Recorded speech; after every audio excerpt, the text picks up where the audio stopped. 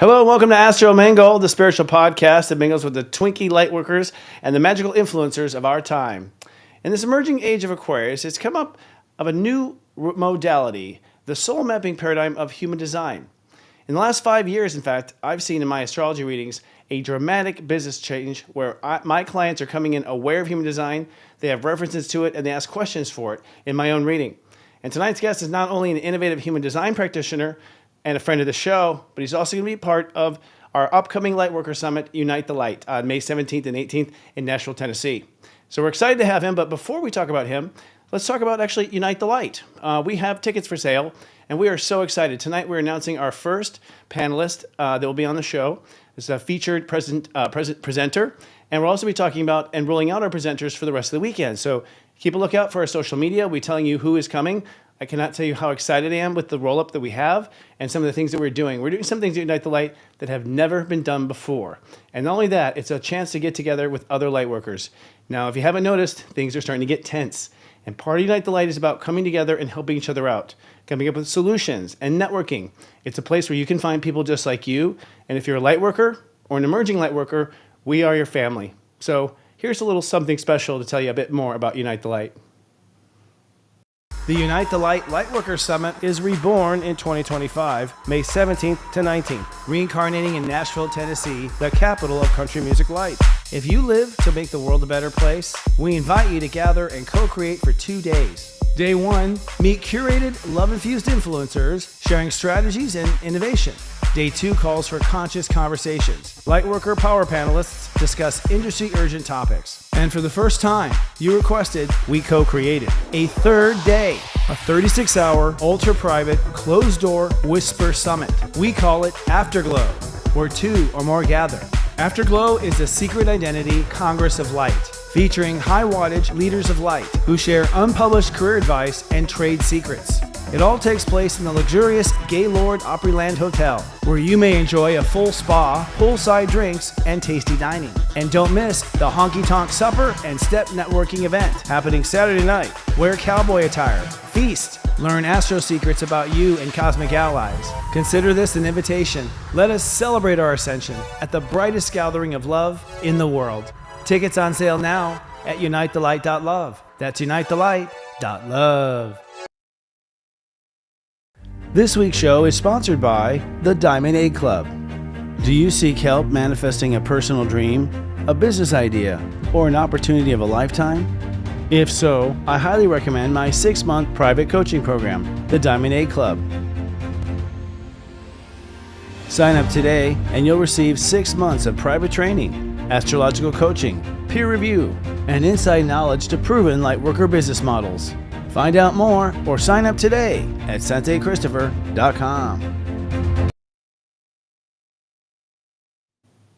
That's right, 2 great things. For one, if you are a lightworker and you want to network with lightworkers, come to Unite the Light at unitethelight.love.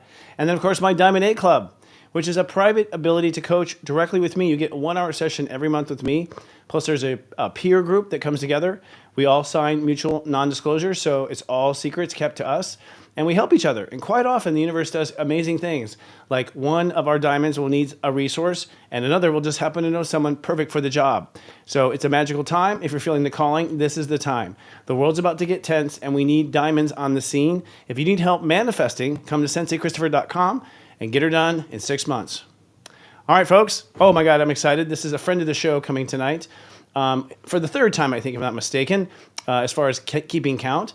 Dylan, his name is a multidimensional mentor, human design maven, and cosmic strategist, guiding spiritual awakening souls through deep, energetic realignments and embodiments.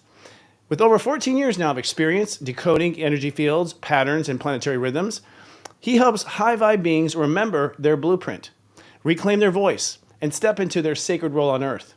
Known for blending soul science with grounded presence, his containers are both mystical and precise, designed to activate truth, clear distortion, and catalyze lasting transformation. Whether you're moving through a personal initiation, reconnecting with your purpose, or integrating your multidimensional self, Dylan offers a space where nothing is off limits and everything is encoded with meaning. So please, welcome back our friend of the show, with love and gratitude, Step 3 Pisces, Human Design Maven. Woo! Because it was. Thank you. Thank you Hey, for the help. hi, Brother, Sensei. it's good to see you, man. It's great to be back. Good to see you too. It seems like time is flying, and that's like both literal and physical. you know, like, uh, and and also perception. Have you noticed that since the beginning of the year, like time has shifted? Oh, yeah. And especially since Neptune and Aries, I feel like Mhm. I'm just barely holding on to how much is transpiring in every moment. Yeah, it feels. I'm losing track of time. I mean, I always have, frankly. My staff, our staff, our team will tell you that. But lately, I've really like just had no sense of it in the sense of what I think is 5 minutes is 30, and Yeah. and vice versa. So does human design a lot for that? I mean, does it a lot for transits and whatnot, like astrology does? Oh, yeah. I'm big on transits with human design and really tying the fact that in a body graph, we can see where the transit's taking place in our body. Some Mm, transits are mental, some transits are emotional. I mean, everything is everything, right? But we can really see where the focus is in terms of themes and how it's going to affect our energy. So, like our last eclipse in Aries was in the Ajna, it was the gate of the right eye. So, it was all mm. about vision, the vision that would construct the structure of the new ego. Huh. That's fascinating. So, what is your personal like thoughts or theories about how the vision would connect to, the head in astrology? Because it was 9 degrees Aries, so traditional Western astrology, which isn't very precise, calls it the head. I mean, it seems like human design hits it bullseye, right, or focuses it.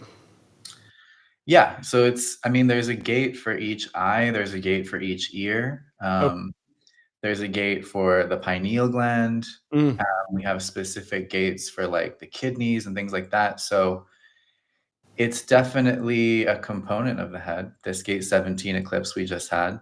mm, Um, mm, but it's really about also pattern recognition and how our vision for the future is set in logical sequences, and mm, how this was about leaving behind old sequences and mm-hmm. like evolving the entire pattern of our life or our ego structure. Or it's very deep because it's like if every human being has one right eye, think of how much scope that has over how we perceive. It's like a whole new era for how we perceive.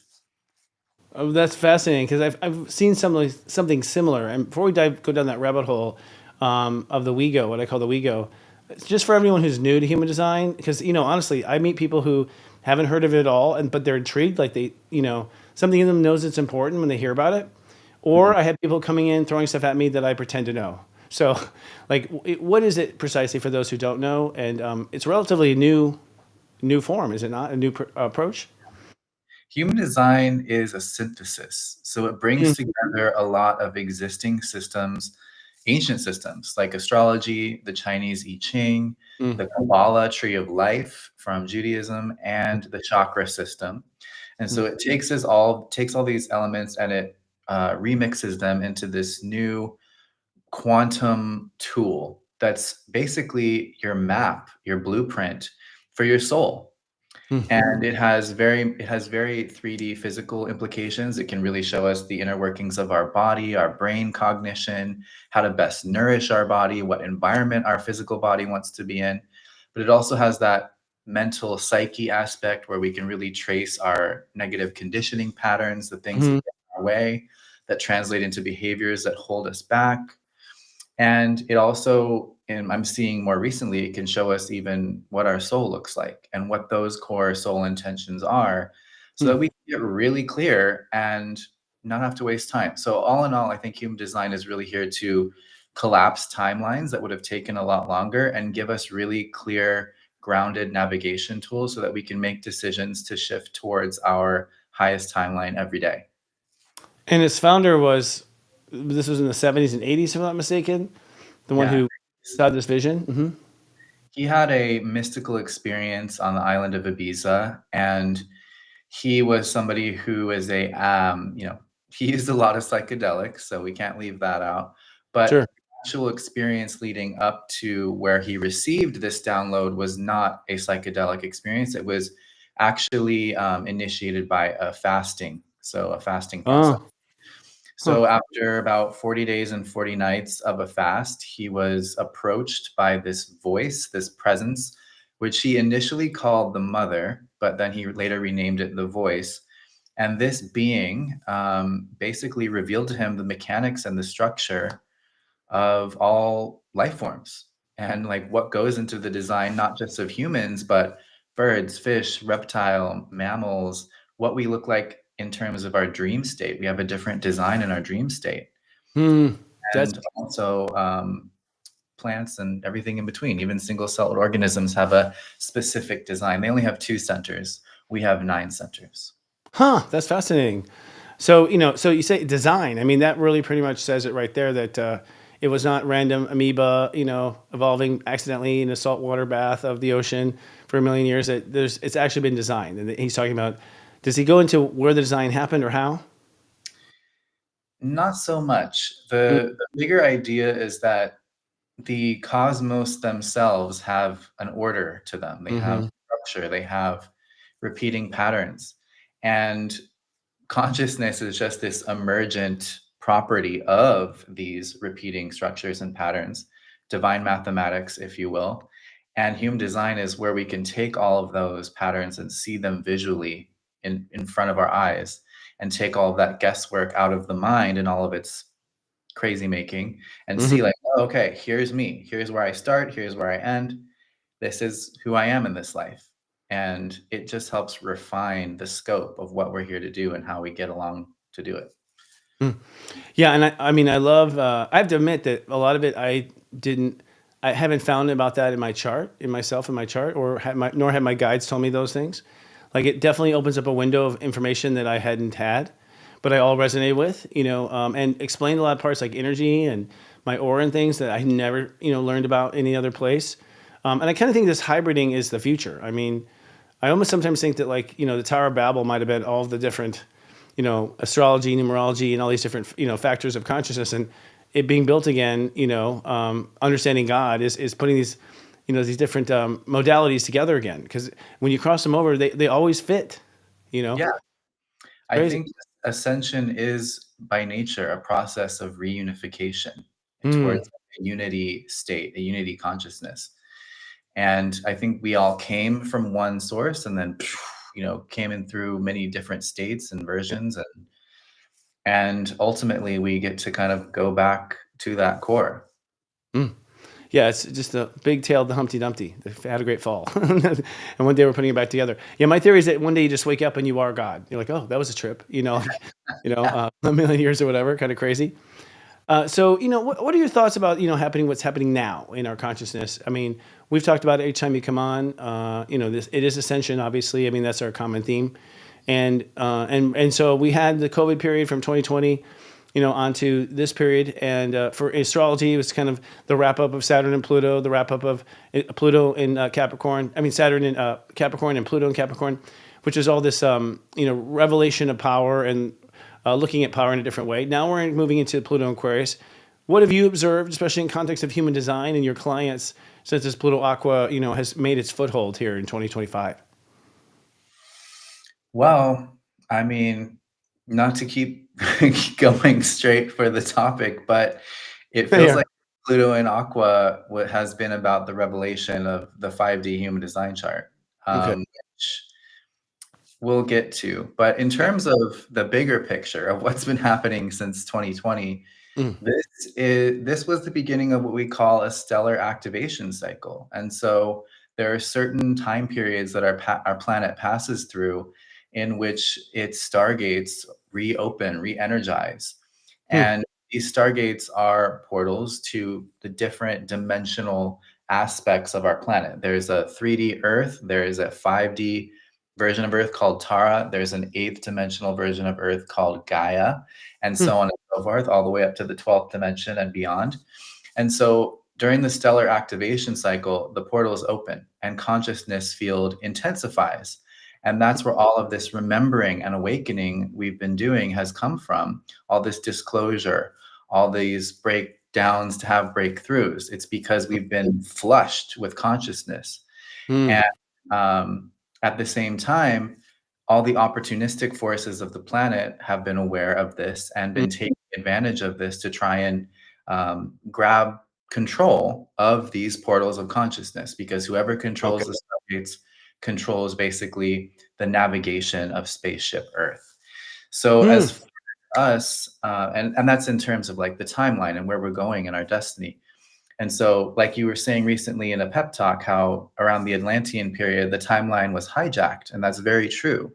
And so, where we are now is that moment in which we do get to reclaim the timeline and not have to relive this just opportunistic energy taking control of things in order to just be in control. Because there was a fragment of the original God source that fell from its original consciousness and chose to be tried to become God itself, tried to be the big honcho in charge, and went against universal law and went against cosmic will to try and take power because who knows why? It was part of the experiment, maybe.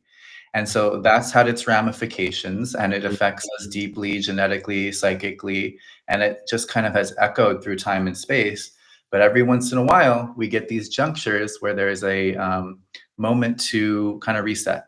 And so this great reset that's been proposed on these lower levels of consciousness has actually been a copycat of a higher reset that wants to happen. And that's us remembering that we are the stewards of this planet. We are the stewards of the stargates and the portals, and we are multidimensional and galactic consciousness. Like most people that consider themselves humans are not just human. And we're remembering that those masks are falling off and we're remembering who we truly are. So Mm. that's where programs like this come into play because it becomes a focal point, it becomes a gathering place, and that's where Unite the Light comes into play, where we can actually, come together in aura. And when Mhm. we have that amplification of all of this remembering and all of this clearing and work that we've done, miracles are possible. And I really think that that's what Unite the Light is destined to be, is this catalyst for miracles, not just in that moment that we gather, but as we go back into our lives after the event, we carry this amplified, unlocked energy, and new things do become possible. He's not kidding. By the way, I mean, thank you for that. Thank you for bringing up Unite the Light because I thought it was a phenomenon too. Going back to what you're saying with the portals, that's fascinating. The myth, or not the myth, the explanation we've had in astrology has been that the entire solar system sort of wobbles in and out in front of the galactic center, and there's like a photon belt that we come into, and that sort of is what wakens us up, so to speak. So you're saying portals open. That's fascinating. So that's really interesting to know because you do kind of feel aware of more, just aware of more. And I felt that this year so far. I just feel, I don't know, more calm actually because I feel aware of more. I too have believe in Atlantis. I was there. I have some memories. The memories have opened up more since Pluto and Aquarius. I had predicted that because I thought that something was going to vibrate higher. And yeah, we've basically been slaves for the last 26,000 years, told that we're just descendants of monkeys and have no powers, and so we seem to be waking up to that right now. But going to Unite the Light, holy shift, man. Like, without a doubt, a total high I'd never felt before in my life. And it wasn't excitement. I don't know how to describe it. It was just so much energy and joy. And everyone had like a joy hangover for like 2 or 3 weeks. And it seemed like everyone came down around the same date, which was like somewhere like the second week in June or something. But in that feeling, everyone left feeling inspired. I think by the energy as much as the message, that time is here. I think maybe also a little bit of an Atlantean reunion going on there, a little bit of a Moo reunion.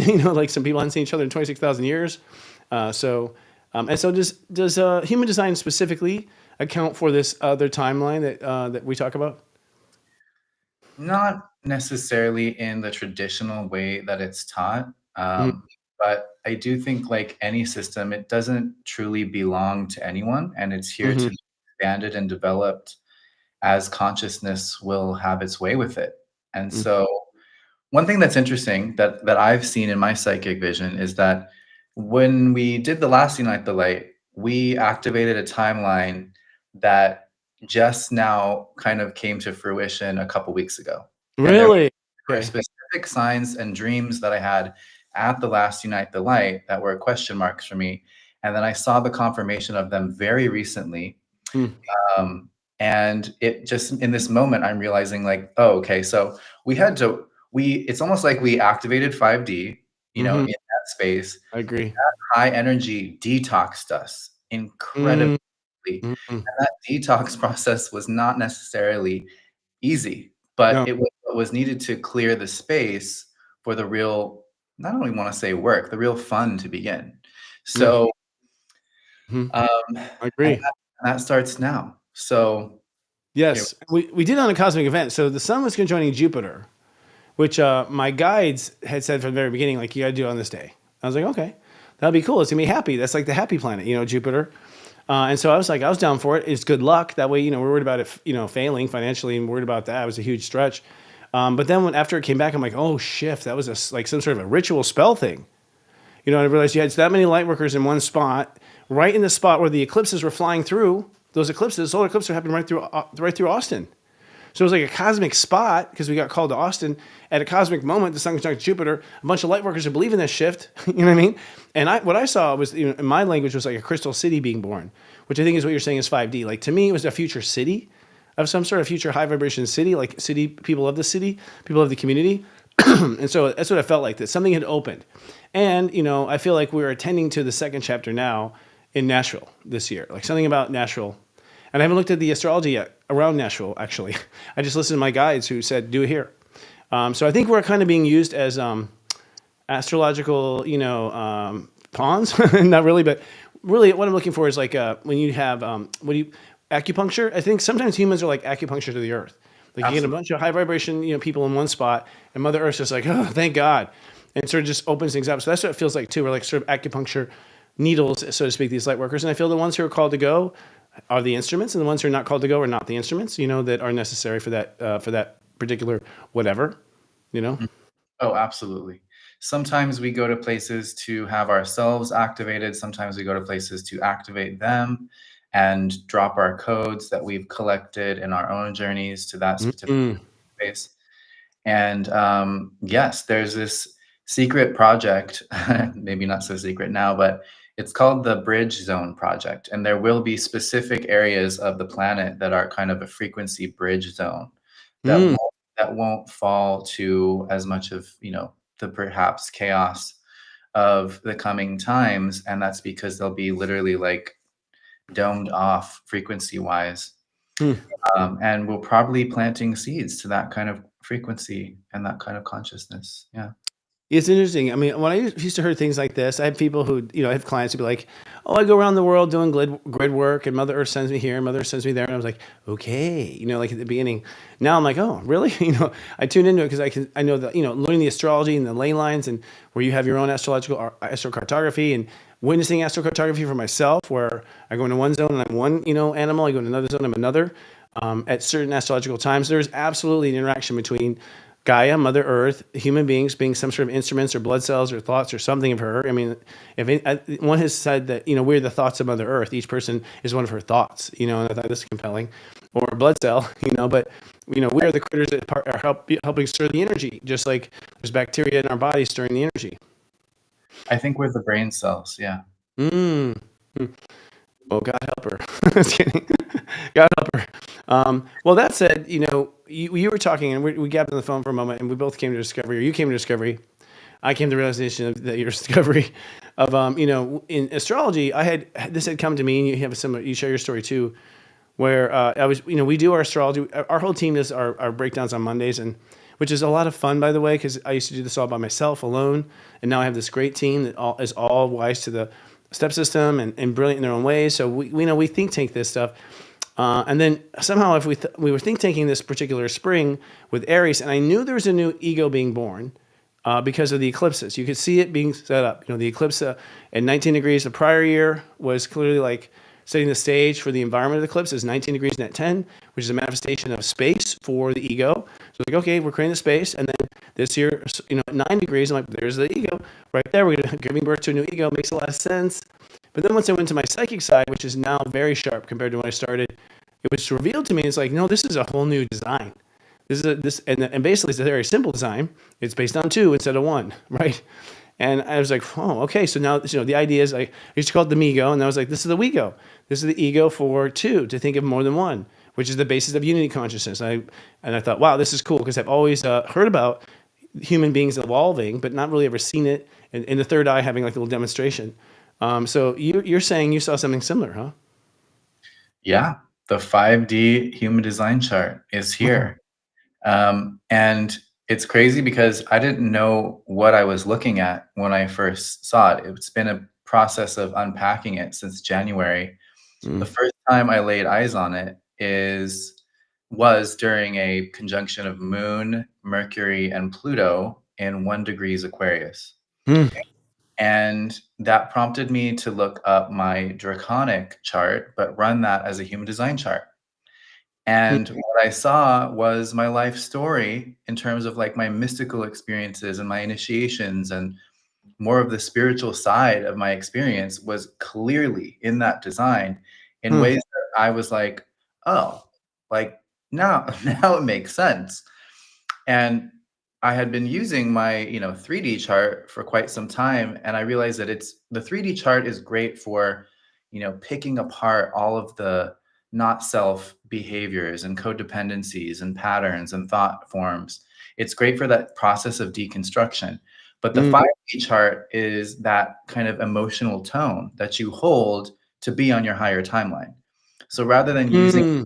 something to kind of, psychoanalyze ourselves, it's actually the chart that we reference to hold the frequency and just be brought there instead of having to deconstruct everything.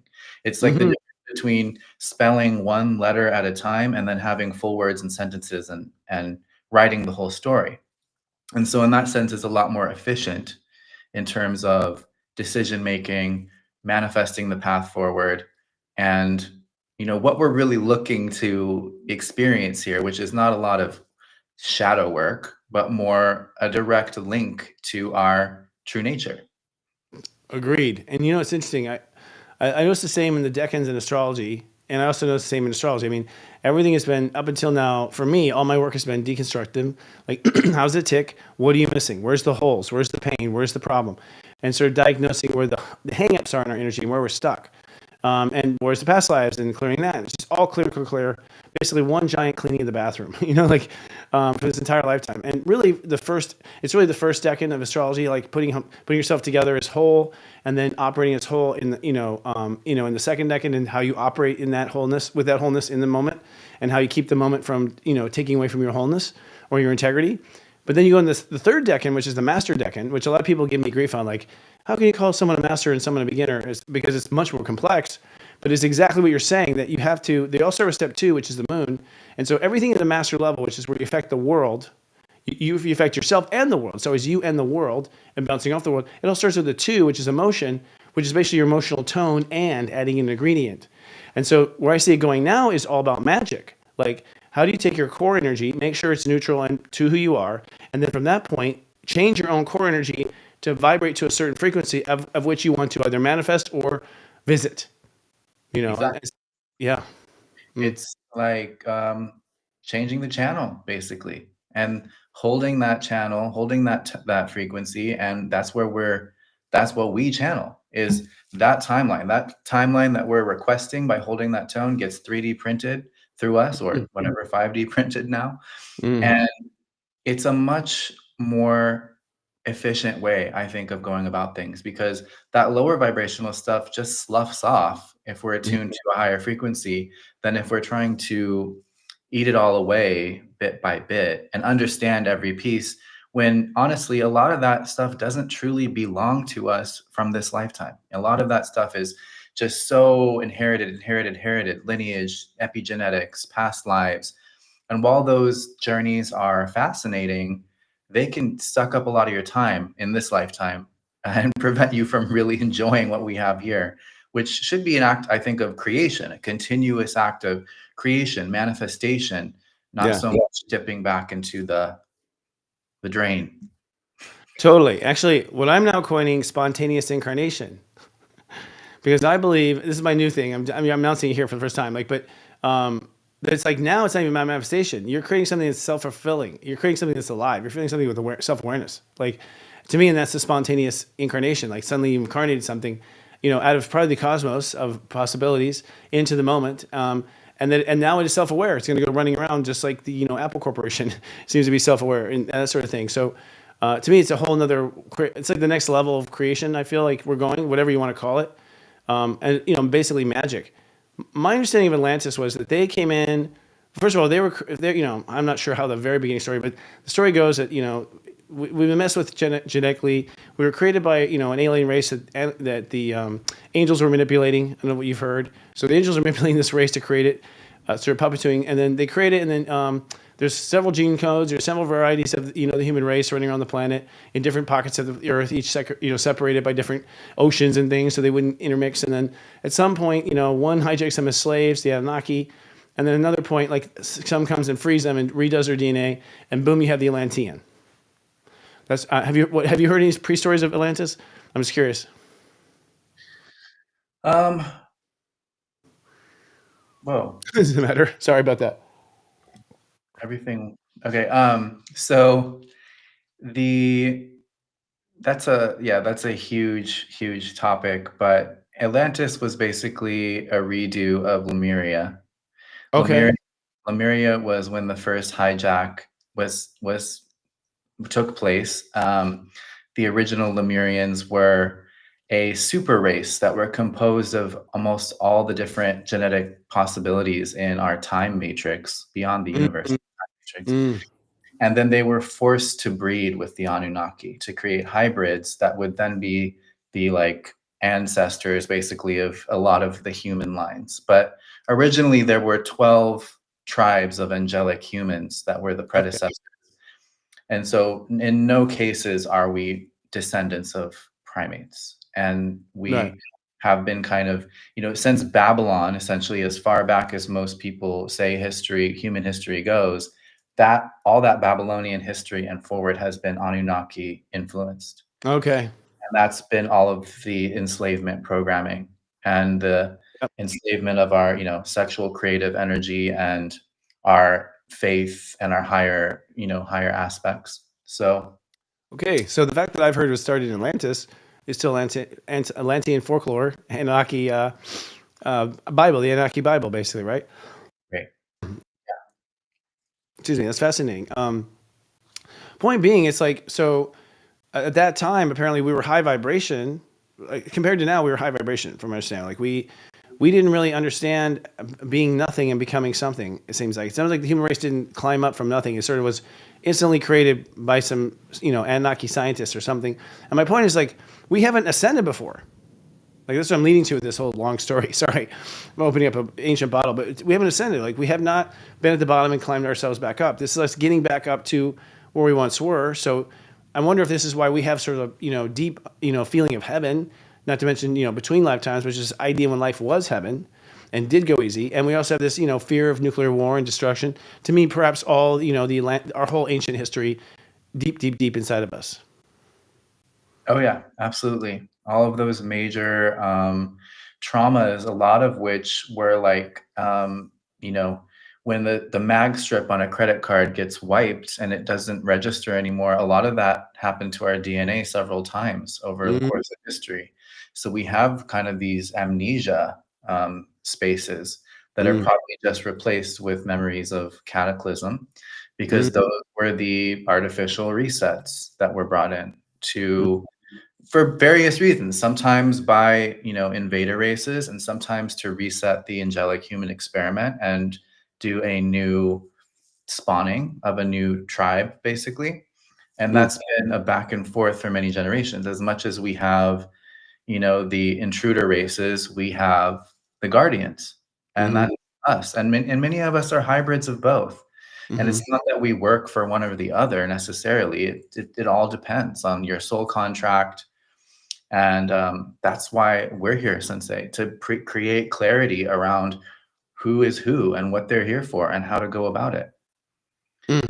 So, And what I've sensed is some of the characters. I mean, I was on the last. I always joke. I wrote Atlantis down, you know, right before. I mean, it got off at the last moment. I mean, I have an image of a mountain going down or something over the sea. Like that was the last thing I saw. But so I think it was in that final moment, and I feel like there's a lot of characters now who are from there too. Like I've come across. I mean, people give me like crazy goosebumps, bad feelings. Like Bill Gates and others. But seriously, I'm not making this shift up, but it feels like we're at this like this next timeline. So I'm getting to. I think it's like where we left off. It feels like where we left off. Yeah. It's that, and I think there are also some interesting X factors in the mix this time. Mm, Because in 2027, we do have a new update of the human hardware, mm, and these are the rave children that are coming, and they have a WeGo from birth. You know, they don't mm, have to learn it. They actually um, can only function in their WeGo. There is no mm, individual WeGo. mm. Yeah. I really want to share with everyone that in my 5D chart, I'm a step 17 Aries. Oh, So really? I wonder what I am. That's interesting. Now you've begged the question. I Yeah. want to, Yeah. That's but interesting. What does that mean? So that means that when you operate at 5D, because you're Pisces now. So I can't remember. 5 Pisces, right? Step 5? three Pisces, Oh, yeah. 3. Okay, yeah. Philosophical Pisces, definitely. And so then you become step 17 Aries. So you become a know-it-all arrogant? No, I was kidding. I find it hard to believe. No, that's the 3D definition. I wonder if all these signs now become newly integrated new versions, because I'm seeing that happening already. Well, my 5D self doesn't have as bad boundary issues as my 3D self. So Mm, that 17 Aries really helps me stay on task to the mhm, point, but still maintain that spiritual connection element mhm, of basically always surrendering to the next initiation. It's not so much about what I want. It's about what spirit wants to show me next. mhm. It just kind of bamboozles me from time to time to give me my system update, and that's what I have been experiencing. I've been having system updates, but no one believes me.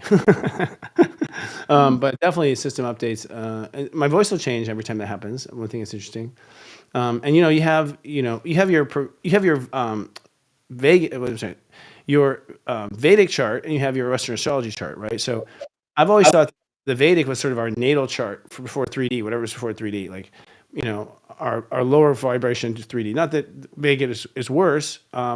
It's just I think we're the progression. That's why they're the progression actually, and we're the ancient. Actually, I got it backwards. We're the ancient, and they're the progression because they're progressed. How the Earth has progressed since then.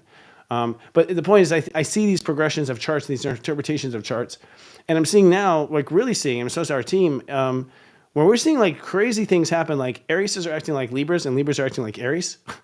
And we're seeing, and what's interesting is because that's one spectrum, and then the square to that, we're seeing Aquarius is acting like Leos, and Leos acting like Aquarius. I've seen Leos backing up and getting out of the spotlight. I've seen Aquarius is stepping into the spotlight. I've seen Libra's getting tough and learning karate, and Aries is doing the dishes. It's crazy. So but I'm seeing an evolution, and maybe it'll stick, or maybe it won't. But I imagine they've all sort of shifted over time. Yeah, I think all of the definitions will change, Mm.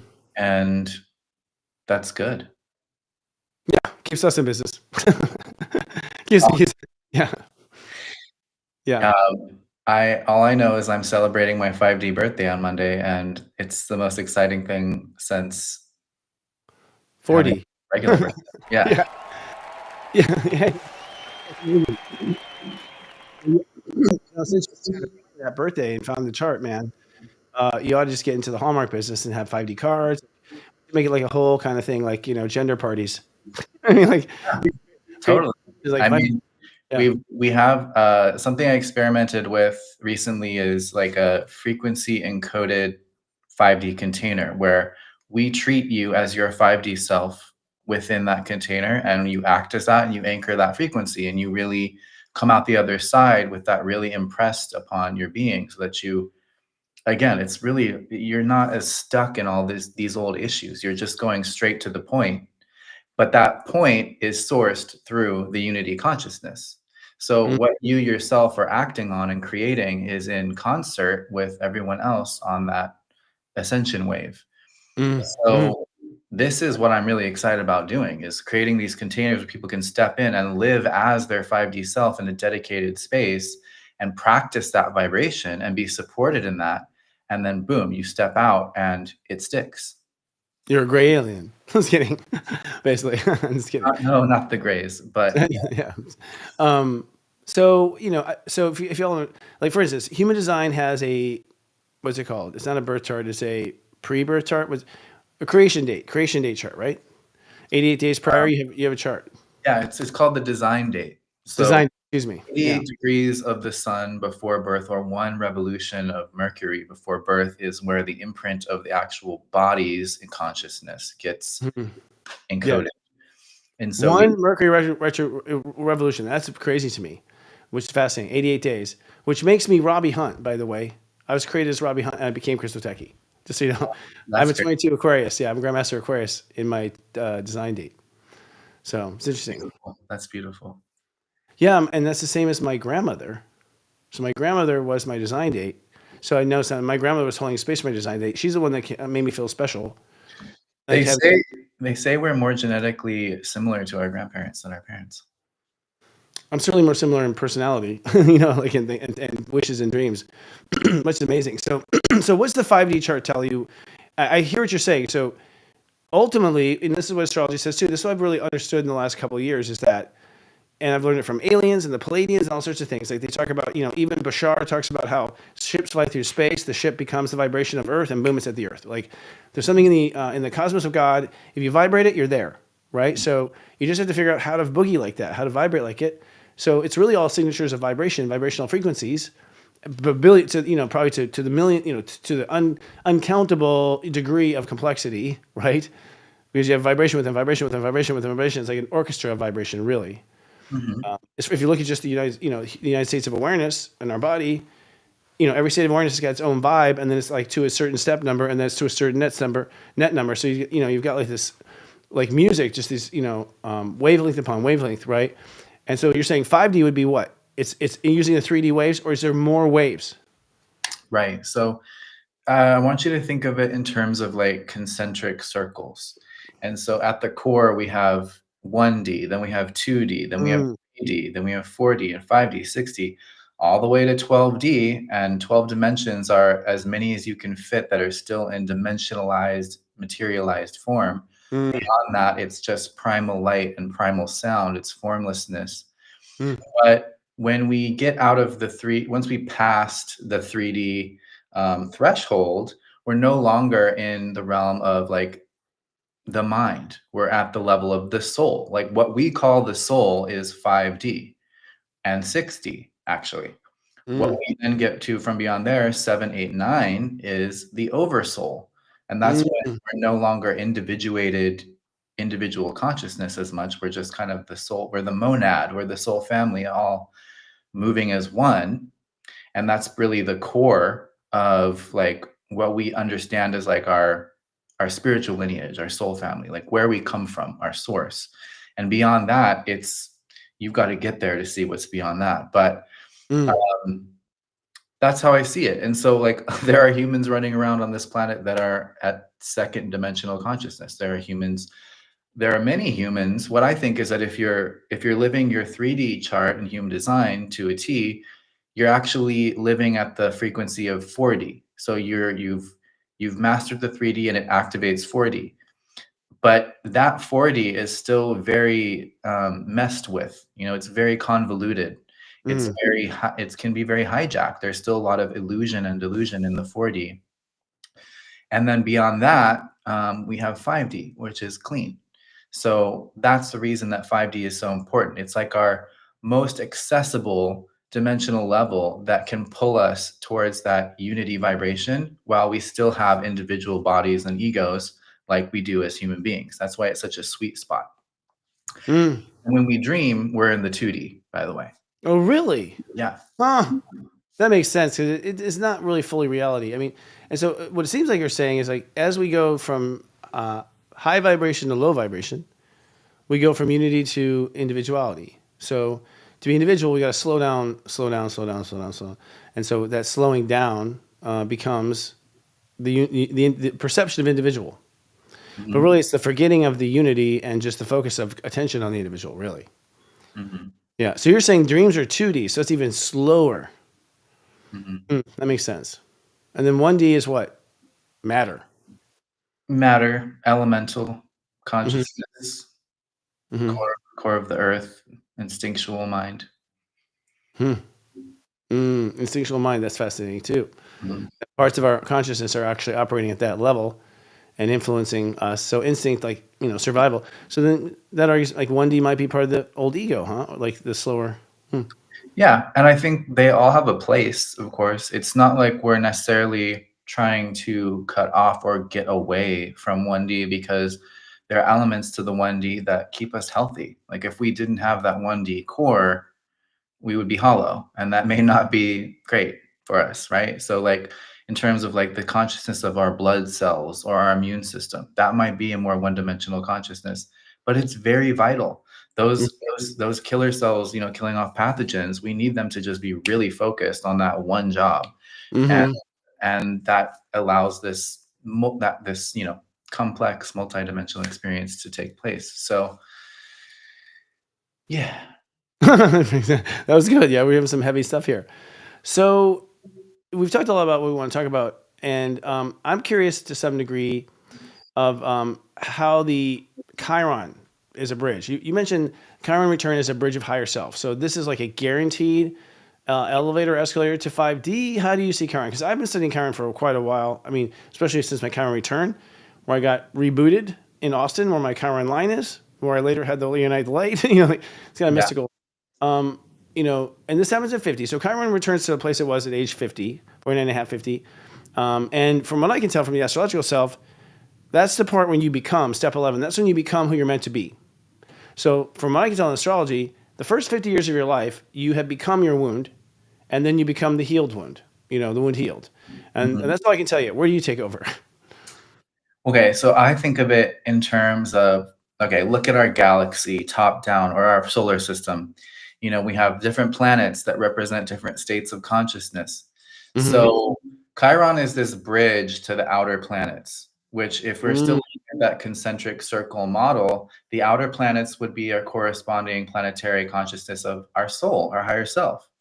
So Chiron is the liaison, the mediator, the bridge builder between our earthly consciousness, with no negative connotation that it's lesser or whatever, but it's just our earthly consciousness versus our higher self consciousness. So Chiron is tasked with this difficult job of reconciling the earthly matters and the earthly 3D experience and all the karma that's hanging around here because it's physical, and then connecting that and creating neural pathways or experiences or soul initiations that will make us a vessel that can hold the higher self vibration, that can hold the higher self way of thinking, way of feeling, way of responding to the other. So that's why it's such a difficult passage, because it's a high level of initiation for this physical self, and yet it is the bridge. And so our Chiron return is really important for becoming the spiritual leader and role models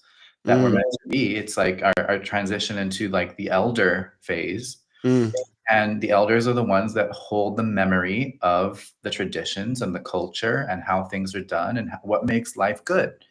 And so if we have, higher self-informed elders, we have a continuity of culture that births more and more better things, basically good times, healing, greater inventions. Just we get to increase our complexity in the good way, and keep evolving and keep ascending with each generation, while maintaining our roots and our core to what is really important. And so with this last threshold that we're in right now, leading up to 2027, we are in a collective Chiron return. Because Whoa! Wow, that was brilliant. Wow. What? and How do you calculate that? Is that spiritual or is that calculation? it's not a calculation, it's just thematically how I'm sensing this is all adding Wow. together, especially as we have these new children that are coming around the corner after 2027. It's like we are being so collectively pressurized to get through all of our crap so that we can be clean higher self role models for the new ones that are coming, or at least be a responsive birthing team to let them come in and not have to condition them with the same toxicity that we've dealt with for generations, for the past 26,000 years, because they don't have any connection or need to deal with that story. They're here to tell a whole new story and hold a whole new vibration, and they're going to be able to do things that are far beyond our capacities. So our job is not to interfere. Our job is not to keep, splashing the old muck onto the new. And that's why this time is so intense. Um, Mm. and we feel it and we know it, and it is the life that we live. Well, that's fascinating. So if the solar system is like a record plate, like a record on a player, where it's all these things are going on the center record, Chiron goes like this. It goes up and over, as if it's spinning a web around the solar system, which made me feel like Chiron is some sort of a skin between the solar system and what's outside the solar system. And so I've always seen Chiron as like Virgo, and Virgo being the skin, but the body between Spirit, Pisces up in the 12th house, and the embodiment of the soul in the 6th house. So I see, what is the soul above and below? So you get the skin on Earth, you get the skin to the galaxy. I mean, you see it, yeah. I think it's the fascia. It's like the inner skin. Ah, that's brilliant too. Actually, were you the one that told me? You must be. And I was like, oh my god, I got to tell Gary Lyman that Chiron rules the fascia, because it just webs everything together. Yeah, yeah. Okay, then we just figured it out then. Wow. Yeah, I mean, yeah, I thought you had. Well, his fascia is like how the whole body's working, like put together at the very, and it's the real nervous system and all sorts of things. It's crystalline, so it's like running high vibration stuff and lower. It's crystalline, and it holds a lot of those soul and beyond memory. So it's like what's weird about the interference that we've experienced is that, unfortunately, every human being comes in with a fascia that is completely disorganized. We all get born with our fascia all like crumpled up, and it's a reflection of kind of the karmic load that we bring in. And it's our job to kind of iron it out over the course of our life, maybe up through the Chiron return. And as we iron it out and we create that space and we create that symmetry, we can remember the codes and the memories that are kind of bundled up in there. So yeah, and bundled indeed. Well, Chiron in your chart is, your, from my interpretation, this is my third eye, and with my clients, it's ultimately a mistake you've been making for several lifetimes. It goes way back in time. So first Atlantis died, and then you went into Christian church and tried to show them how you're magical, and then they killed you, and then you became a pagan, you fought against them, and then they killed you there, and then you became a Christian, killed the pagans. It's just like this back and forth, back and forth, back and forth, back and forth. This wound that just keeps getting worse and worse and worse and worse. And for some reason, when Chiron shows up, it's like, okay, you can heal this freaking long wound if you want to, because you have become an asshole, or you become this as a result at certain times in your life when it's triggered. And then when I went through my Chiron return, which is incredibly intense, I was off the air for 11 months. Everyone knows that was my Chiron return. But someone was also conjuncting my Uranus, so that was a hell of a double feature. But I have to say, I came out of it fearless, absolutely fearless, not afraid of anything anymore ever. And not afraid to say that. I used to be so afraid. I was afraid to tell people I was afraid. So, and really, I look back at the things that it healed. I'm like, oh my God, everything I've worried about in my life, everything I've try to steer away from all this. It was all Chiron the whole time. It was all Chiron. And which was just my soul worried, basically like a Virgo worried that it wasn't right. And guess what? It was always right. I was just worried. For at least me, so it's interesting. And the themes, and it's crazy. Yeah, it's really fascinating. So y'all, it's quite an experience. Don't be afraid of it when you hit 49, 50, but do get some time off that year. Because some shift happens, man, and you can't help but recreate the themes of your Chiron return, I find. And the step system then just adds like a dimension of understanding, to me anyways. It gives clarity. You see the Chiron step number all over the chart. You see it all over the chart. And you see that it affects, because you have those numbers all over your chart, you have that it's infected your entire soul's being and the ability to manifest at will and become what you want to become. And so part of you is always like fighting not to become that. Because of this memory of what you once had become, so I'm going down a wormhole here, but it's fascinating. So you've just said we're in our collective Chiron return. That's crazy. I'm going to be quoting you all the time, bro, on that one. It's brilliant. Yeah, brilliant. So speaking of brilliance, you are our first announced feature presenter of Unite the Light. Woo! If we get some applause here, which we're very excited. Actually, you're the first person we approached. I'm honored. And so excited. We're excited to have you. And I remember seeing you last year or two, and you just popped up in my consciousness, and then there you were at the I thought it was really crazy. And it felt so right. And don't give it away, but in essence, I mean, give us a little teaser of what you're presenting, because at Unite the Light we want to try to have like a surprise show, and have people walk away stunned, to some degree of what they learn and what they experience. But in essence, tell us a little. It's really going to. Ooh. Wow, that was the United States. That was your yourself. That was your some part of you saying no. Be quiet.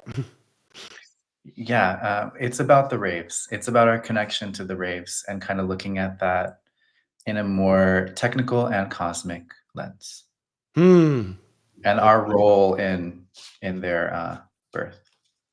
It's funny too because our theme is celebrating ascension, and most of the imagery looks like it's at a rave.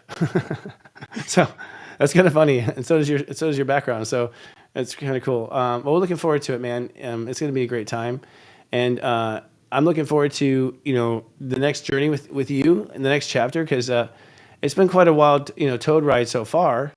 Putting all the Humpty Dumpty pieces together, but this next chapter that I feel happening and already starting to happen for me is just new shift that I never thought would happen. And I can't even quantify it just yet, but there's just things in life in my own consciousness that I'm seeing that I didn't see before. I don't know if it's because I'm quiet, I have things to do now. I have nothing to do now. That I don't have, these deep problems that I'm always trying to figure out, and it was always there, or if they're opening up. What's your perception? I think that there's so much available to us by the day, and Mm, I think that we are. I mean, even this week we're in gate 51 as of today, and for the next 6 days, and it's the gate of shock and initiation, like whatever happened over there just now. It's about mm, these little moments where life opens up and kind of gives us a wormhole into something we weren't expecting, but it always catalyzes us to come back towards our true capability, our expanded consciousness, something we need to see, something we need to activate. Um, and so it's like, I think it's really important to be available to be the witness and to be paying attention to all the little hints that are coming through on a daily, hourly, minute by minute basis, mm. because we are, our future selves, our higher selves are guiding us right now. Yes. And so if we are the, receptive partner to that, we get to have a really fun ride here in this lifetime. Yes, it's well put. Which is, I think, the real reason we pray. I don't feel like, I think the church diverted us and like, pray to God because he'll never answer. It's like, it's your higher self that you're trying to talk to. Connect to the part of you that's, stoned up in the company of heaven. That's the part we're trying to connect to. And like bring that wisdom down here. Like, why the fuck do we sign for this anyways? Kind of thing. Yeah. It's compelling. And tell us how we can work more with you before the event, before Unite the Light, before people can see you in person. And I don't know if you give out signatures or vibrational signatures, but what do you have going on in your site? What can we do with you? This April, we are starting the 5D container, which is called Quantum Alignment University. Ooh. And it is a combo of all my best work in a 6 months format. Huh. So we'll be setting that energetic calibration component where you're held to the standard of your 5D self, but you're Mm. also learning all of the components that help you build fidelity in that new self, week by week. And we're pairing it with really powerful group activation meditations. It's basically like group energy work. Mm. And I have a great friend named Mackenzie who comes in and guides us through that. So I teach, I hold the energy, I help kind of coach people and see what they don't see. And then Mackenzie brings in her energy prowess, and we really shift some amazing stuff and get some very exciting results. So, this is the first time we're doing it in a 6 months container. It seems like it's a sweet spot, and I'm really excited to start towards the end of the month. I think it's a sweet spot too. I'm not talking about me, but I'm doing certification for step astrologers. 6 months is what I downloaded as necessary. I just did the diamonds for 6 month periods, for 2 6 month periods. I saw the effect of it. In 6 months, the sun and Earth have touched every sign, so every position is touched, and that's what I discovered. If you can just touch the client in those 6 oppositions, they can transform. And what you're doing, I see, is starting to happen. The light workers who are out there preaching are now teaching. That's what I'm seeing. I'm seeing academies and universities and Hogwarts over and over, where people are bringing their expertise to these realms. And it seems like a lot of our focus going forward, we'll talk about Unite the Light and compare notes, is okay. Now it's time to train for the new human. Absolutely. That's number one, what it's all about right now. Hmm. And I'm having my 5D birthday celebration on Monday, and everyone's invited. And I'll give you your 5D chart as a party favor. So you should come to that. Is there like a link or something, or do I have to get to 5D somehow? Shit. There's a link. We have a portal for you. It's, you can find it on my Instagram. You can email me at hello@htmaven. You can, I think there's a QR code somewhere with some links. If you download the guide, you'll get an email. The email has the invitation in it. Oh, And it's gonna be really fun. I can't. What time is it at, man? 5 p.m. Pacific. I can just make it. Jesus, that's when my meetings end. So that's perfect. Thank you for making it around my schedule. I appreciate that. Must be part of the 5D experience. It's perfect for everyone, right? We know. Yeah. Do we have to bring you some sort of 5D present, or? No, just yourself and your willingness, and try to get registered before the weekend, because I'll grab those emails and then I'll send out another email to get your birth info and pull the chart and send it back to you. So be checking your email. Oh my God. Yeah. Okay. That's awesome. Well, dude, I will be at your 5D birthday party, and honored. And that's awesome. I think it's a great thing you're doing there. And people are asking the whole time, how can you get my 5D chart? Well, I guess we're all going to see each other at the 5D birthday party of Dylan and Design Maven. Yeah. No, seriously, we should all go. I'm going to talk to my staff too. We're all going now. And I guess we'll see you at the Night Light, man. I'm excited. So excited. It's so close. I can't believe it. Yeah, it came up really quickly as time has been speeding up. So yes. We'll have to catch up after the summer, and see how the portal went for all of us, and compare notes on what we experienced at this Unite the Light, because the sun's conjuncting Uranus this time. So on the first day, Sun conjuncts Uranus this time, which is interesting dynamic. That's why we decided to have it the same day. We're like, it needs to be on the birthday every year. I received some very interesting intel about what's going to happen at Unite the Light, and it's you'll see. See you there. I think that's great. Great hook. Thank you. We'll give some more hits maybe at the 5D birthday party. So show up, everyone. Show up and sign up this weekend. Thank you, Mr. Maven. Thank you, Sensei. And beam back later. We'll see you backstage. Bye, everyone. Oh, that was perfect. He did that and he left. I love it. Oh my God, that was a great session, if you will. If you guys don't know Design Maven, he's awesome, and I don't know how to describe him. He's like my Spock. You know, he's like, he's from another world, and he's like helps me with stuff that I don't even know about, and I wouldn't know about if it wasn't for him. So I just love, you know, and what I'm finding, I don't know if y'all are, but I am, like right now, and he's right. We're doing you know, Unite the Light next year in Palm Springs, and I was told to come to Palm Springs next year. We're going to announce it, of course, at the event. We're going to be able to buy tickets early and things like that. But we are being pulled around the country in different places. But my point is, like, I have been meeting people, like new friends. I've been meeting new friends constantly since I moved here, just on the most random places. And I'm talking, when I say a friend, I mean like I want to take him home. I want to be hanging out with them all the time. And I haven't felt friendship like this since I was in high school, to be honest with you, the kind of camaraderie I'm feeling. So I feel like we are definitely being put together, the new tribe. I feel like, you know, Unite the Light is meant to be one of the capitals. I'm sure there'll be others. I know my fellow colleagues are creating similar events. I mean, we're just going to be traveling the world at these different events, and we need each other. We need to come together. I guess that's my final message. It's like, you know, the world's about to get really tough, I have to say, and that's not even a threat of fear. That's a threat of, God, do we have to do it hard anymore? Do we have to do it without each other? You know, I'm tired of doing things by myself. Aren't you? Are you tired of being a silo? You know, right now I'm, you know, broadcasting in one room in my house. No one's here. You know, I think that's over now, and I think you have to make the effort, you know, to come and come hang out with us, because once you do, you will never forget it. And this is the beginning of where dreams are made, literally, because everyone that left Unite the Light last year, they all had like superpowers of creation, feeling good, feeling potent, feeling fertile for weeks afterwards. And I'm not making that up. Anyone there will tell you that. It's not a joke. So for some reason, we're in Nashville. We've got some surprises up the store. There's things we're not even telling you about the event because we want this to be a surprise event. So it's you know, celebrate ascension. But that's because we're ascending while we're there. And we have several cool surprises along the way. And you have to be there to know it. By the way, you can now finance the tickets. So people are like, they want to finance them. Boom, it's on the site. You can finance it over 12 months. So, you know, that's a very low payment. So really, it's just like you hitchhike a ride, man. If you want to go to Woodstock, you should go to Unite the Light. All right, friends, that's all we have for this week. I'll be back in 1 week. I can't wait to see you then. Until then, enjoy. Maybe I'll see you at the 5D birthday party of Dylan. Until then, I love you. Live, love, be. Catch your favorite shows on Sirius Joy TV. On Thursday, did you catch LOL Leading Out Loud with psychic medium Scott Cruz and myself? Watch us throw a spiritual food fight as we examine health trends using our psychic powers today.